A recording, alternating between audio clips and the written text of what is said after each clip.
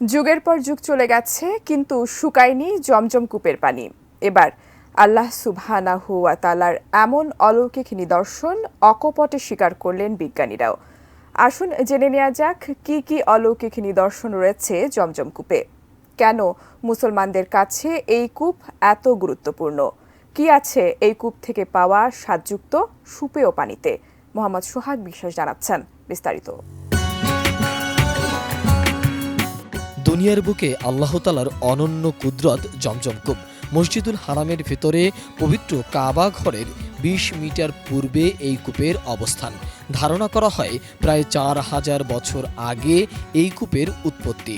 হজরত ইব্রাহিম আদম আলাইহিসসালাম ও তার পুত্র হজরত ইসমাইল আদম আলাইহিসসালামের সঙ্গে জমজম কূপের রয়েছে ইতিহাস, যদিও কালের বিবর্তনে জমজম কূপের মুখ বন্ধ হয়ে গিয়েছিল।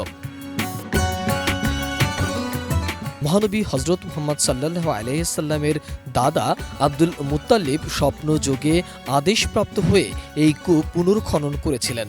জমজম কূপের পানির স্তর ভূপৃষ্ঠের প্রায় 10.6 ফুট নিচে। এখান থেকে প্রতি সেকেন্ডে ৮,০০০ লিটার হারে পানি তোলা হয়। পানির স্তর ভূপৃষ্ঠের প্রায় ৪৪ ফুট নিচে নেমে গেলে পানি তোলা বন্ধ করে দেয়া হয়। পানির স্তর মাত্র ১১ মিনিটে আবার ১৩ ফুট উচ্চতায় ফিরে আসে। জমজম কূপ থেকে প্রতি ঘন্টায় ২৮.৮ মিলিয়ন লিটার ও প্রতিদিন ৬৯১.২ মিলিয়ন লিটার পানি উত্তোলন করা হয়। এ পর্যন্ত দুইবার জমজম কূপ পরিষ্কার করা হয়েছে। ১৯৭৯ সালে তৎকালীন সৌদি বাদশাহ খালিদের নির্দেশে পেশাদার ডুবুরিদের কূপের ভিতর পাঠানো হয়। সানবিট সব দিবে সামাল। সানবিট ম্যাজিক প্রেস ডিশওয়াশিং এর মাথা ঘোরানো সলিউশন। দুইবারই এই কাজের সঙ্গে যুক্ত ছিলেন সৌদির একজন একাডেমিক ডক্টর ইয়াহিয়া খোশাক। ডুবুরিরা টর্চ লাইট দিয়ে প্রায় আধা ঘন্টার মতো কূপের ভিতরে অবস্থান করেছিলেন। সেখানে তারা দেখতে পান কূপের গভীরতা ১৯.২ থেকে ১৯.৮ মিটার পর্যন্ত।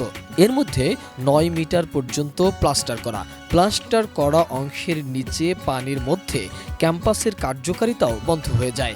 একেবারে নিচে নেমে তারা ধাতব বালতি সহ বিভিন্ন পরিত্যক্ত জিনিসও দেখতে পেয়েছেন। কূপের আশপাশ থেকে সাবমার্সিবল পাম্প দিয়ে উত্তোলন করা হয়। এতে কূপের ভিতরে পানির স্তর ৫ মিটারে নেমে আসে। তখনই কয়েক মিনিটের জন্য পানির উৎস দেখতে পেরেছিলেন ডুবুরিরা। পরে জমজম কূপের পানির নমুনা সংগ্রহ করে পরীক্ষা করা হয়। পরীক্ষায় দেখা যায় জমজম কূপের পানিতে কোনো ধরনের দূষণ বা ব্যাকটেরিয়া নেই। জমজম কূপের পানিতে কোনো রং বা গন্ধ নেই, তবে এর বিশেষ স্বাদ রয়েছে। কিংসউড বিশ্ববিদ্যালয়ে জমজম কূপের পানি পরীক্ষা করেছে এবং তারা এর পুষ্টিগুণ ও উপাদানগুলো নির্ণয় করেছেন। জমজম কূপে পাওয়া পানির উপাদানগুলোর মধ্যে প্রতি লিটারে আছে sodium ১৩৩ milligram, calcium ৯৬ milligram, magnesium ৩৮.৮৮ milligram, fluoride ০.৭২ milligram, nitrate ১২৪.৮ milligram, sulphate ১২৪ milligram. সব মিলিয়ে জমজম কূপ যেন সত্যি আল্লাহ পাকের অলৌকিক নিদর্শনেরই এক অনবদ্য প্রদর্শনী।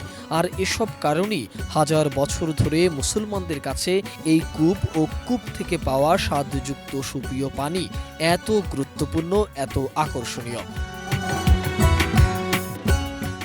মোহাম্মদ সোহাগ বিশ্বাস, ডেস্ক রিপোর্ট, এটিএন নিউজ।